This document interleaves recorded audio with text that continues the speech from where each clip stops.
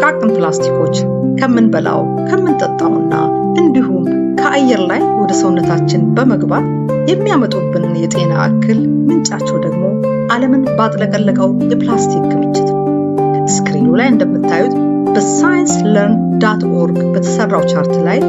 እንደ ወረቀት፣ ልብስ፣ ምግብ፣ ብረታብረቶች፣ እንጨት የመሳሰሉት ፕላስቲክ ነክ ያልሆኑ ነገሮች ወደ አፈርነት ለመቀየር እስከ 5 ዓመታት ብቻ የሚፈጅባቸው ሲሆን ከፕላስቲክ ነክ የተሰሩት ነገሮች ደግሞ ከ25 ዓመት ጀምሮ እስከ 500 ዓመታትና ከዛም በላይ እንደሚፈጅ ያሳያል።